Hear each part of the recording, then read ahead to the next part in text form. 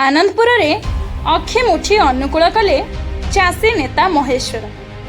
आनंदपुर रे अक्षय तृतीया अवसर रे अखि मुठी अनुकूल और सफल चाषी को सम्मानित करा जायछि। भारतीय जनता पार्टी पक्षरु आयोजित यह कार्यक्रम आनंदपुर ब्लॉक बाउंसगड़ ग्रामर चाषी नेता महेश्वर साहू खेतरे हल करी चाष कामर शुभारंभ करने सह बिहान बुणी जहां आगामी चाष ऋतु पाई एक शुभ संकेत बोली मना जाउछि।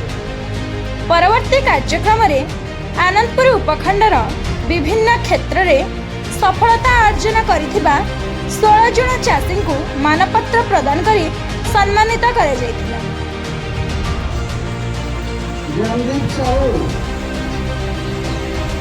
एही कार्यक्रम रे बीजेपी स्थानीय नेतृवृंद मानक मध्यने शांतनु सेठी और टुकुना महांतंक सह अन्यान्य अतिथि माने जोग देइथिले।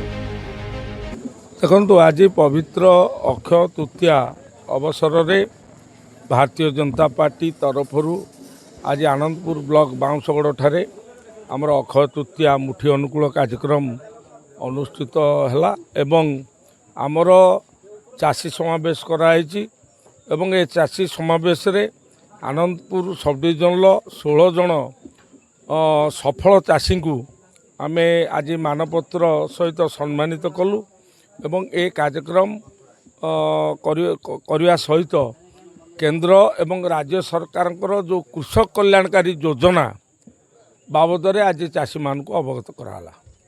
जय जगन्नाथ समस्त नमस्कार।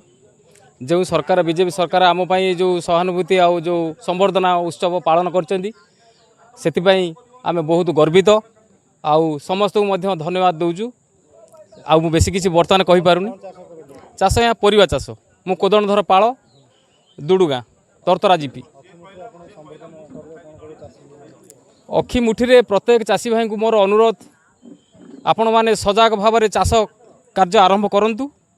आमर ये चाष काम पाई भगवान आमको सब बेले सहानुभूति देवे एतिकी मोर कामना आउ किछि नै। Bureau report time TV.